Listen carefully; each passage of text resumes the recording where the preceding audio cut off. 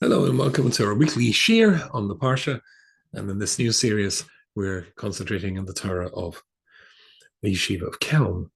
Um, it's interesting to note that this week's Parsha is, of course, Vayigash, the great confrontation with the deputy lieutenant of the viceroy, I think they call him, of Egypt, and his brothers, particularly Yehuda. They're still unaware that he is Yosef. And then eventually, and we'll come to that in a second, there is the revelation at last that it's brother confronting brother. Fine, but let's just talk for a second because in the whole theme of this series of Shirim is Yeshiva's Kelm. Tonight, we're going to be, in this year, we're going to be looking at the parish of Reb Chaim Shmulevitz, who was a Talmud of Rabbi Yerucham of Mir. Rabbi Yerucham, of course, was a Talmud of the Alter from Kelm, Reb Simcha Zissel. And we will be looking a second at what the Rav, or Soloveitchik, has to say about the Muslim movement as it evolved from Kelm through to Slobodka. Nosson Finkel, the founder of the Yeshiva at Slobodka, and Mir. But first of all, let's deal with our usual dedications. The dedications are for people to have a refuah shalema. And for my dear friend, Rafal Chai Ben Sora, who is going through treatment at the moment. And obviously, we want him to have a speedy and complete recovery. And treatment should be painless and should be tremendously successful. So he should have refuah shalema. For Ori Chaim Ben Chani Yehudis, the little boy, we've been saying our shir also, but it's because for him having a refuah shalema. In his case, he needs a lung transplant. For Yechesko Yehuda Ben Yenta, a cousin of mine in Eretz Yisrael, and also a dear friend who's recovering from major surgery, and for my dear wife Ita Rivka Basima Esther, who is recovering from a complete knee transplant operation. If you would like to sponsor the share for somebody's refuah or to celebrate somebody's simcha, including your own, to commemorate somebody who's passed away, then please get in touch to me directly at askRabbiYY.com, at askRabbiYY.com. And I'll be more than an honored to be able to dedicate the share for whoever you require it to be dedicated to. Right, this week's Parsha is the Parsha, as we said, of Vayigash. So let's just get to that dramatic moment, which I preceded before, of the confrontation between Yosef and the brothers. Of course, there is tons to say, but we're focusing on just one point, and that is Posuk now. If you've got the little art scroll chumash, which I like to use, nice and compact. V'yama Yosef el Echov. So after everybody is sent out, it's just the brothers there, nobody else, no attendants, no servants. V'yama Yosef el Echov ani Yosef. I'm Yosef. Ha'oid Avichai. Is my father still alive? And the brothers were not able to reply, to speak to him, because they were nifhalu. Now, I'm not exactly sure how, I didn't check before, how Mr. Art Scroll translates that. Let's have a quick look over here, because they felt disconcerted before him. Nifhalu, I think, is a little bit of a stronger word than disconcerted. I'm a bit disconcerted. No, I think they were, what word would we look for? Discombobulated, is that the American word? And that they didn't know what to do. So then what happens next is interesting. But Yomar Yosef Elech, he says to his brothers, Gashun, no, Eli, come close to me, but Yigashu, and they did. So I'm a bit hoarse tonight. Yosef, your brothers, Hashem, Bachatim, Isim Israel, and you sold who you sold to Egypt. Don't be upset, don't be depressed. Don't be angry. That you sold me here.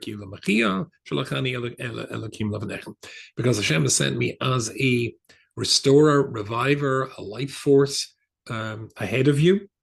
Because there's been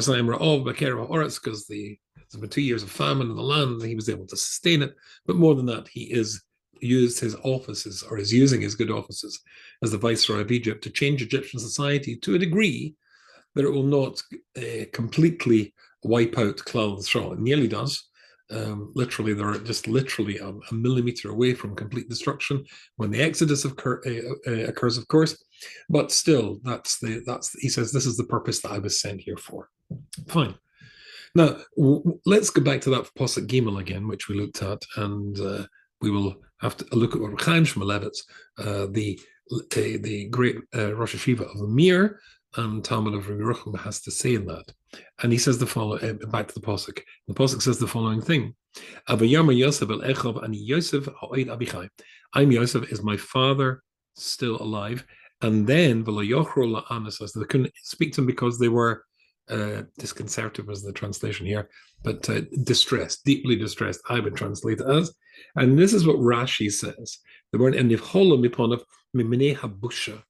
they weren't able to answer him because of the busha, the shame they felt at that moment of confrontation with the man, but before that, a 17-year-old boy whom they sold to become eventually an Eved, a slave, and then, of course, the whole rest of the story in Egypt. That's what the Posuk says. However, Chaim Shmulevitz is more than a little confused by this, or seems to be a little more confused than confused by this. And he says something which I think needs a little bit of an explanation. Chaim Shmulevitz says that in the confrontation, Yosef has to handle this confrontation with a deft hand, very subtly, very gently, almost like defusing a bomb. And because I'll say that the brothers were literally not quite sure, seesawing back and forth, whether or not to carry out their previous plan of killing him, even though it's making somebody confront, or a moment of confrontation, when the person has to confront their mistakes, is a dangerous moment. And Yosef has to know how to deal with that. And indeed, he does. But how he does it, well, in the same way as it's difficult to get a person to confront their mistakes, it's difficult to get yourself to confront your mistakes. So we're going to look at two essays tonight from Chaim Shmulevitz and his wonderful sefer Sichos Musar. And just to give us, before we get into Chaim Shmulevitz, I just thought I'd read to you a little bit of what Rav J.B. Soloveitchik says in the Sefer Halachic Man. This is sent to me by my son. Because he said to me, he quoted a bit of this to me a while back, and I asked him where it came from. So if you're interested in the Sefer, it's page 74 to 76.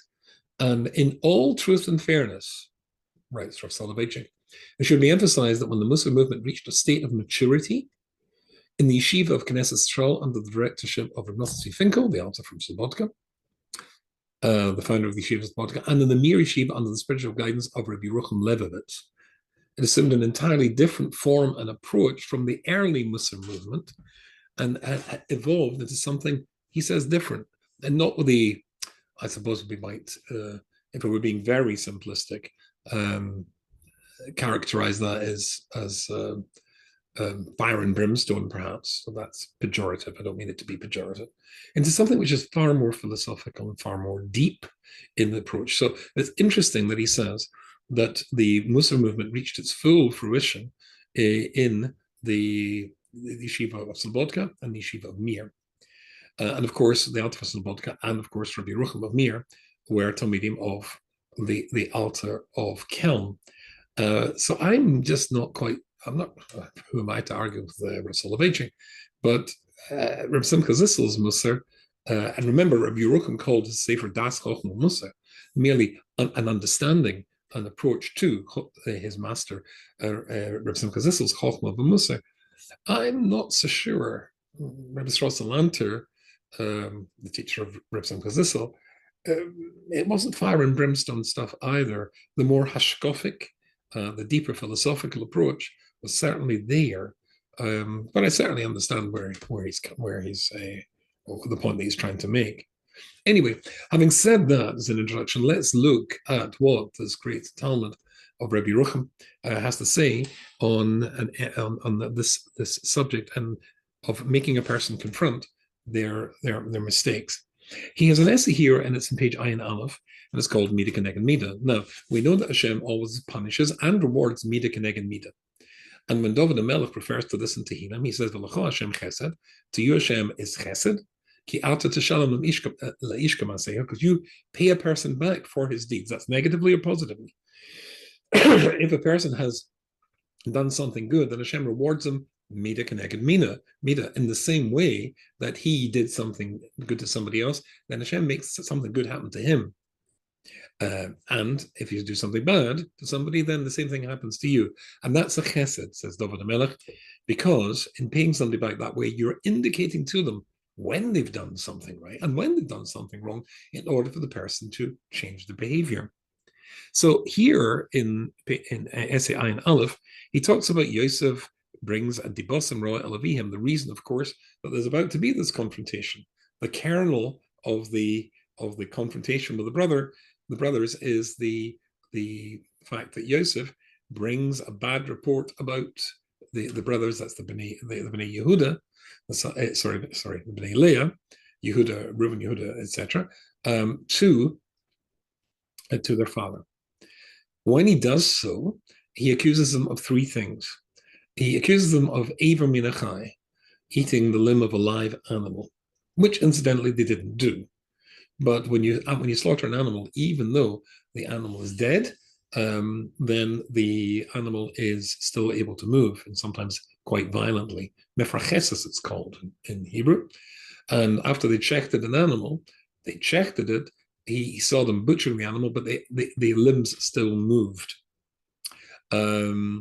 Anyway, so basically, he saw that, and he assumed that they were eating a live animal. He then also accused them of speaking detrimentally to their half-brothers, the sons of Bilhah and Zilpah. That's the promoted concubines of their father Yaakov, who now became full wives, and calling their sons the sons of slaves. And the last thing was he accused them of sexual immorality. And of course, if Hashem punishes Mida Keneged Mida, then it's intriguing to note that the Mida Keneged Mida therefore fits perfectly here. The fact that he accused them of sexual immorality, then Pharaoh's wife accused him of sexual immorality. The fact that he accused them of speaking about detrimentally to their half-brothers and calling them the sons of slaves, he was sold to be a slave. And so it fits perfectly, but the next one doesn't.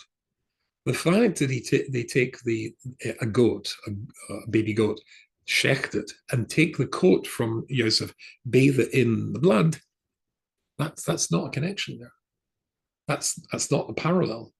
And if it's not a parallel, then how is he supposed to learn the connection and realize he's done something wrong? And all three, Yosef realizes he's done something wrong. He must know now that in accusing them of the things he accused them of, he's wrong, especially when he is accused of the exact same things. But they slaughter the animal. So Reb Chaim Shmulevitz says here a very, very important point. It's not as I think the modern phrase in your face. It's not so direct. It's not so dramatic, or needs to be so direct and dramatic in order for a person to make the connection to what they've done wrong. Indeed, being accused of the exact same thing he accused them of, in the case of the sexual immorality, or being sold as a slave when he said that they called their brothers slaves, there's a connection you can easily make. Not so much here, but it doesn't have to be an easily made connection. As long as he can connect it, then that will indicate to him what he's done wrong and what he had, and the damage that he's perhaps caused, and what he has to put right. That's if a person is Mida Keneged Mida looking at themselves. There is somebody called Chil. You find this in the book of Yeshua. It's very interesting. The process we're talking about is leading a person to see that he or she has done something wrong. You lead them to that realization by the fact the same thing that they did to somebody else, and incidentally, they might have done something wrong to somebody else without realizing it was hurtful or bad. when they themselves have to have that bitter taste or that embarrassment that they doled out to somebody else, then they realize. But that we're assuming the person is going to take the message, and it's subtle. It's subtle here in the same thing happening to them allows them to make the connection, but they'll only make that connection if they want to make the connection. You probably heard me say in the share many times before, I can present evidence to open minds. I can't present evidence to open minds, which sounds a bit ridiculous, as I've just contradicted myself. But no, it depends how you use the word open as an adjective or as a verb. I can present evidence to open minds. I can't present evidence to verb open minds. If the person doesn't want to listen, then you're wasting your time. But Hashem gives people the opportunity to listen by the fact that the same thing they've done to somebody else happens to them, positive or negative. But you'll find somebody called Chiel. After Yeshua destroyed Yericho, then there was a klala that anybody who tried to rebuild it would see his child die, his youngest child die, I think with the putting down of the foundations and with the setting of the door, that his children would die. And there's a fellow called Kiel, and he rebuilt the walls of Yericho. Not only did his youngest and son die through this process, and oldest son too, but all the children in between. But the interesting thing was that Kiel simply, point blankly refused to accept that he was in any way responsible, even though he'd done precisely what the curse said would activate it, or allow it to be activated. He rejected it, and he put it down. He claimed that they'd all died of natural causes. So if a person is not listening, then you're wasting your time. But there is a process by which the person might change, but it has to be subtle. Nobody likes to confront their shortcomings, their failures, their embarrassments, and therefore it has to be a very subtle thing. The fact that the same thing happens to you, it's not an angel coming to you in a dream and saying, you did this and you embarrassed somebody, go and put that right. That would take away your freedom of choice. Part of you putting it right is to seek out what you did wrong and to ask when something happens to you, as the Gemara says in Brachos in that hey, you fash bishbamai. So something goes wrong in your life. Did I do something wrong? And of course, when the Gemara says that you examine yourself to see if you did something wrong, and then says that if the answer is no, then ask yourself, is there something right that you should have done that you failed to do? As the answer to that is no, then it must be that Hashem's giving you a test, maybe even a dramatic and difficult test, because he loves you. In other words, that you're going to emerge a greater person at the other end of this. But as you probably have heard me say before, this makes no sense. Because who's ever going to get past stage one? I'll make it myself. Something goes wrong in my life. I immediately have to say, have I ever done anything wrong that could have caused this? No. Maybe no. Inside, says Shlomo Melech, there's no such thing as a person who exists in the world who's never done anything wrong. So what's it talking about? And the answer is because of this rule that we've just established, or rather is established, or we are re-examining, because Hashem always punishes the midah. If something happens to you and you can't say, you can honestly can't say that you've ever done anything like that, you were mugged. I obviously never mugged anybody. Then, because it's midah, then you go on to the next stage. Then the whole thing fits into place. Again, that assumes that the person is looking to find a reason this happened to him or her in order to repair the damage that he or she did. It requires that the person actually is willing to look and see. So let's move forward from that very interesting Sichos Musar. I'm only obviously just giving you a headline from there to the confrontation of Yosef and the brothers in this week's parsha here. So this one is called Oy Lono Miyom Hatachocha. Woe to us from the day of when we are rebuked for the things that we did wrong. And of course, he's talking about the big day when we're standing in front of the Beis Din Shomala. But let me read to you what he says. I'm missing out the opening paragraph. We should consider Rashi says that the reason they retreated in front of Yosef when he said, is my father still alive? Is because of the busha, because of the embarrassment they felt at, the Medrash says, the rebuke that he'd given them. But says Rav Chaim Shmuel Levitz, there was no rebuke. He didn't say, "Ha! Look what you did to me." No, he didn't say that. What he said was, "Is my father still alive?" That's all. I've got it sitting here, so we can review that pasuk. And again, it says, "Vayomer Yosef el Echov, ani Yosef, I'm Yosef, and ha'oid Avichai, is my father still alive?" But lo yochro Echov la'anas Isa, and his brothers were not able to answer him. Kinef holo miponav, because we're deeply, deeply distressed. Was my translation. And Rashi says because of the embarrassment that they felt. But the Medrash says because of the words of teichocha that they suffered. But there was no words of teichocha. The words were no words of rebuke. So therefore, the question really is, where's the teichocha here? Where is the rebuke? So let's read that again. And simply asking them, is my father still alive? I'm Yosef, is my father still alive? Then, where's the rebuke? That's all he said to them. And yet that sparks their reaction. It's as though he'd rebuked them. The reaction would be perfectly seems to suggest that he'd rebuked them, but he didn't. And he Yosef, that's all he said. And Miyad after, because after that says, and they weren't able to respond to him. But they were literally embarrassed because of the rebuke, the confrontation, the accusation, the revelation that Yosef has now laid at their feet. No, he didn't.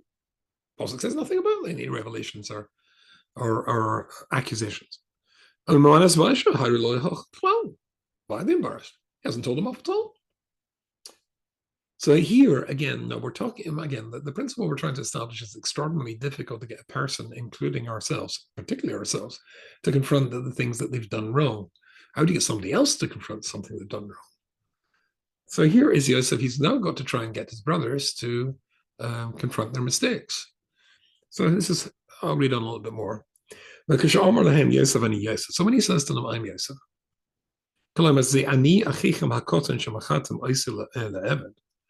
and the implication is, well, the obvious connection is, it's Yosef. We both know the history, says Yosef to the brothers, or implies Yosef to the brothers. I'm the one who sold to Egypt, and we'll come back to that when we look at another Talmud of Kelm Rabbi Dessler in a moment.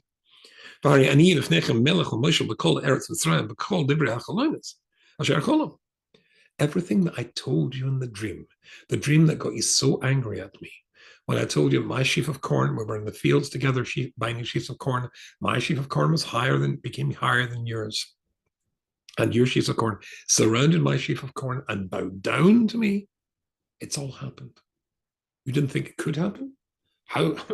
I mean, you can't be a king over 10 people, because in the dream, if you bow down to a king. How could that possibly be true?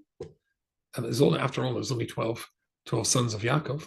So therefore, you can't be a king of 11. Doesn't make sense. Yes, but when I became king of Egypt, then it made sense. It all came true. Now, but Davka, and what did Bahara Lahem Sha'af Shahim Mabichrasa Le'eved Niskabna Lavot Lesmechol Asav? In saying that to them, he's saying, or he's pointing out to them by implication, gently, that you sold me to Egypt to make sure I could never become a king. I've never become the king over you. And yet here you are, under me. You've come to me, and now you've bowed down. And so the dream came completely true. You tried to stop the dream coming true. It came true. Davka mechirazu hi shakriva es kima cholam ba'aliva al kisem malchusay. It was specifically your attempts to stop the dream coming true that caused the dream to come true. You put me in the throne of Egypt. You put me here in the first place. And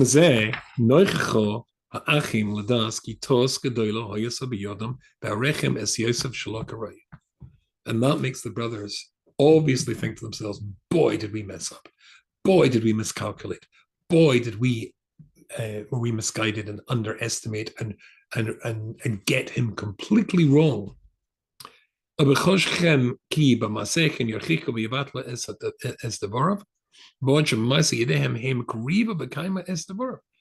You thought your action would stop my words coming true? They caused my words to come true. There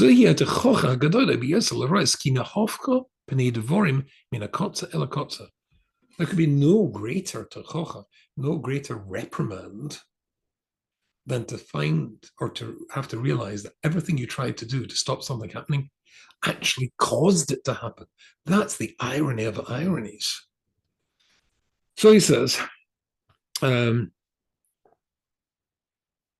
Ve'ein Yosef ba'ala chalamas ba'alma ela nevuas emes ha'yosef b'fiv.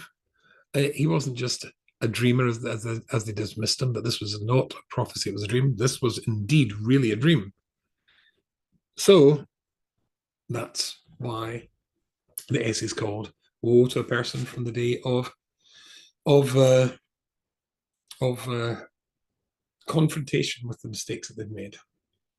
Now, I was away last Shabbos, Shabbos Chanukah, Gateways, saying Shirim there to the 1,000 or so, just under 1,000 so people who were there, obviously extremely enjoyable. And I took some of my books with me to sell. And when I did so, all people often like me to, everybody knows that it's nice to get the author of the book to sign the book, dedication, etc. And the best possible thing that I can think of to write in a dedication, and I'm sure I shared this with you before, even if you've not bought one of my books, if that would be possible, is you should have a life of achievement. It's a wonderful bracha. So all of you who join me weekly here, you can answer them in because this is for you, even without buying one of my books. You should have a life of achievement. So that's often what I put in as a dedication of the books. Because if you've got a life, if you've had, or if you've made yourself a life of achievement, then achievement means you feel you've become the person you could have become. You've done the things you should have done. You helped the people you should have helped. And then you feel good about yourself. You maximized the you. You made yourself the best you could possibly be. If you don't feel you've had a life of achievement, that's a life of regret. And could well be too late to do anything about it. And that's what I say all the time. And that's what I have to put in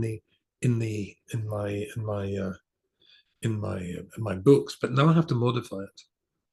Because here, what we're learning is you should have a life of achievement bikavona, intentionally.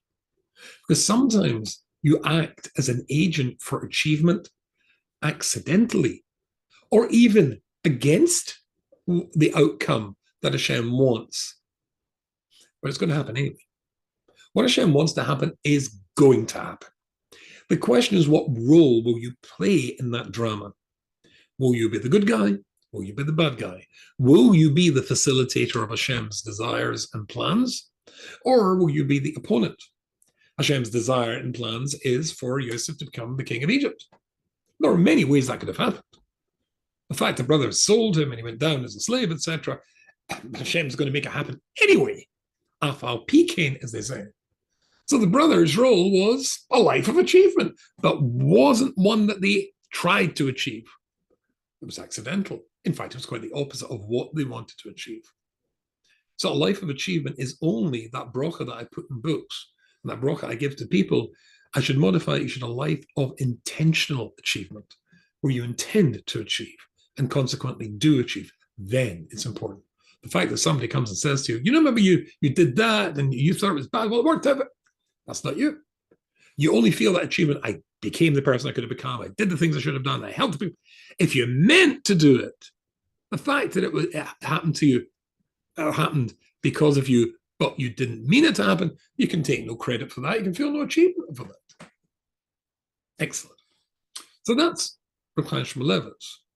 In other words, the brothers could have helped. Here, they're being shown very gently. He doesn't state any of this. It's implied, or rather, in just saying, I'm Yosef, as my father's still alive. All of that in their mind will open up all these thoughts. And indeed, in our own minds, certainly I can think of, somebody says, did you do this? And a little thing, and then all the consequences that flowed from that come flying or go running around my mind. And He doesn't have to tell me, or she doesn't have to tell me the other things that I was responsible for that from that one mistake. He doesn't have to go into the details. Great toichacha, a great rebuke, which invites a reaction, a positive reaction, in order to change, a realization that you've done something wrong.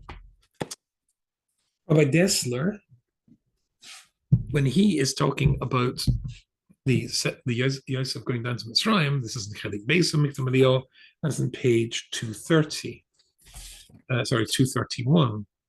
And he says a very interesting thing. So again, I'll read this to you. So Miktam Eliyah, page 231 of volume 2.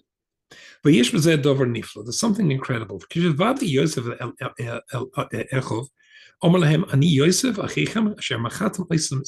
Now, that's what we went on to say after this. So let's read that pasuk again. If you've got it in front of you, it'll be easier for you to see that. So again, what we've dealt with is pasuk Gimel. Yosef said to his brothers, Yosef, I'm Yosef, Abichai is my father still alive. The brothers weren't able to respond to answer him because they're so distressed. And now Rabbi Dessler says, "V'yomer Yosef," going on, El Echov, Gashuno Elai, come close to me, the Yigosha. Ani Yosef Achechem, I'm Yosef, your brother. Asher Machatem Oisim Mitzrayim, whom you sold to Egypt. Now, he says it directly now, but he's already hinted it before. But notice Rashi says their reaction there when they were repelled backwards, or propelled backwards, I should say, was from the first pasuk when he hadn't said it. But here he does say it. You sold me to Mitzrayim. Don't be upset. And don't be depressed of this. You sold me. Because Hashem sent me down here as a life force for you, or for all of us. This is what Rabbi Dessler says. You sold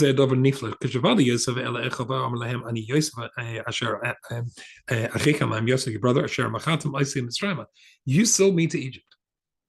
But I in the Medrash, and the Medrash says Lama Omer Asher Machatem. So the Medrash deals with why he says why you sold me.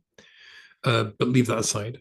But Shobam, and then he carries on, says, also don't be upset, don't be angry in your eyes. You sold me here. Because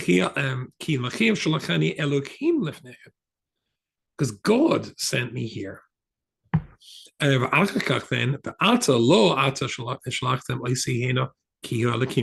then he says, and it wasn't you that sent me here, it was Hashem. And he sent me to become a father figure to Pharaoh, the Kolbesa, and the whole royal household, the polity of Egypt. And Moshe B'Kol Oretz Mitzrayim, so I would rule over the whole of Mitzrayim. Now, says Rabbi Dessler, and this is very, very interesting. The fact that I came down and was able to be the person that would keep you alive by making sure the famine didn't affect Egypt, there'd be food for us to eat. You had a role in that. That was your choice to sell me. It came out positively. That's what it was all about. But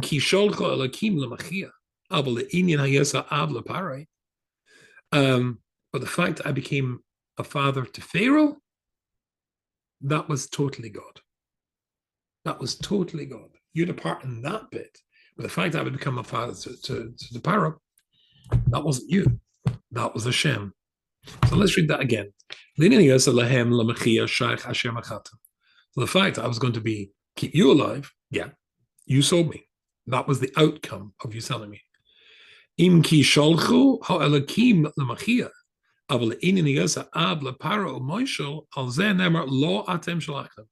the fact that I became the father of Pharaoh, well, that wasn't you. That's not referring to the positive. That was law atem shalachem. You didn't send me for that. But law hiskuram and mechirasam isaklal. He doesn't mention the selling at all. That's a different aspect of the story. Hashem wanted me to take that role. You got me here. But what happened to me when I was here, that was completely Hashem. Again, the idea is you have a role to play. Your role, you took a negative road. But Hashem wanted me to be here. You could have taken a positive role. In fact, Chazal say that Yaakov Avinu, when he went down to Mitzrayim, he was either going to go down the way that he did with great honor, or he would have to go down in chains. But, says the Medrash, he had to go down to Mitzrayim. That was part of God's plan. Whether in chains or whether in great honor, it was going to happen in a nice way, in a not nice way. Your role in me being here could have been positive. How we can envisage that happening, I don't know, but it could have. You chose a negative role. And that is the greatest tachacha, that is the greatest reproach a person can have. If only we had. In our lives, whenever we say, if only I had, that means regret. If you've got a life of achievement, you don't have regret. But it should be a positive achievement. That is to say, achievement without regret. So that be a bracha to repeat. You should have a life of chosen achievement. And it's important to know and to remember these two Musar ideas. When you're confronting yourself and the things you've done wrong, be gentle. Don't tear yourself to pieces. We all make mistakes, but look for the things you've done wrong.